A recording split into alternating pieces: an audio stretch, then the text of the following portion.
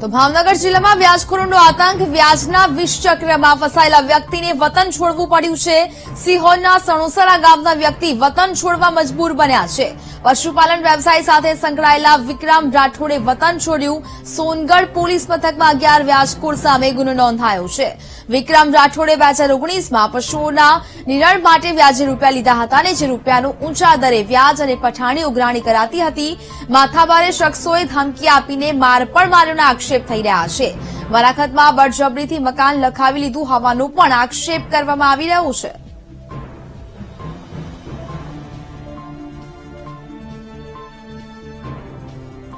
તો સિહોરના સણાસરા ગામની આ ઘટના, પશુપાલન વ્યવસાય સાથે સંકળાયેલા વિક્રમ રાઠોડને વતન છોડવું પડી રહ્યું છે। સોનગઢ પોલીસ મથકમાં 11 વ્યાજખોર સામે ગુનો નોંધવામાં આવ્યો છે। સંવાદદાતા નીતિન સોની ફોનલાઈન પર જોડાયા છે। નીતિન, ભાવનગર જિલ્લામાં વ્યાજખોરોનો આતંક વધી રહ્યો છે અને હવે એક વ્યક્તિને પોતાનું વતન છોડવા મજબૂર થવું પડી રહ્યું છે, શું વિગતો?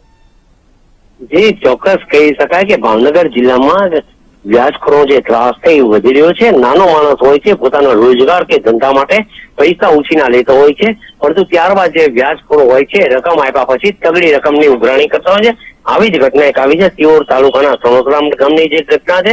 પશુપાલન વ્યવસાય સાથે એક વ્યક્તિ સંકળાયેલો હતો, એમને 11 વ્યાજખોરો સામે પોલીસ ફરિયાદ નોંધાવી છે। વિક્રમ રાઠોડ નામનો જે વ્યક્તિ છે એમણે 2019ની સાલમાં પશુઓના નિરણ માટે રૂપિયા ઉછીતા લીધા હતા અને ઊંચા દરે જે વ્યાજ દરે રકમ લીધી હતી ને હવે જે વ્યાજખોરો છે પઠાણી ઉઘરાણી કરતા હોય છે। આ સમગ્ર મામલાને લઈને પોલીસમાં સિહોર તાલુકાનું જે પોલીસ સ્ટેશન છે ત્યાં ફરિયાદ નોંધવામાં આવી। બિલકુલ નીતિન, અનેક વખત આ પ્રકારના કિસ્સાઓ સામે આવી રહ્યા છે। વ્યાજખોરોનો આતંક સતત વધી રહ્યો છે, કોઈ કડક કાર્યવાહી, દાખલારૂપ કાર્યવાહી કેમ નથી થતી? જે પ્રકારે વ્યાજખોરો સામે ફરિયાદો નોંધાવી છે, પોલીસ તંત્ર છે એ ફરિયાદ નોંધતું હોય છે, પરંતુ કંઈક ને કંઈક આરોપીની ધરપકડ પણ થતી હોય છે। પરંતુ મોટાભાગના કિસ્સાઓ એવા છે કે વ્યાજખોરો છે બેફામ થતા હોય છે, એની સામે કડક પગલાં ભરવા જોઈએ એવી સ્થાનિકોની પણ માંગ છે। જી બિલકુલ નીતિન, જાણકારી બદલ આભાર। તો સોનગઢ પોલીસ મથકમાં 11 વ્યાજખોર સામે અત્યારે ગુનો નોંધાવવામાં આવ્યો છે। એક વ્યક્તિ પોતાનું વતન છોડવા મજબૂર બન્યો। સતત વ્યાજખોરોના ત્રાસને કારણે આ ઘટના સામે આવી છે, જે રૂપિયાનું ઊંચા દરે વ્યાજ અને પઠાણી ઉઘરાણી કરવામાં આવી હતી। માથાભારે શખ્સોએ ધમકી આપીને માર પણ માર્યાના આક્ષેપ છે।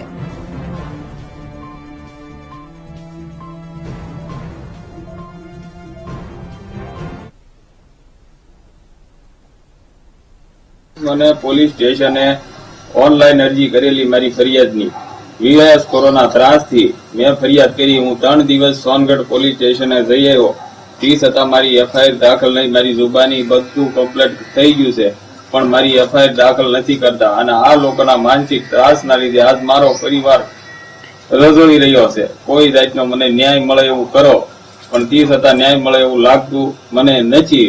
એના કારણે હેરાન છું। તારીખ 13, 14, 15 અને 12 તારીખથી મારી હાજરી થઈ।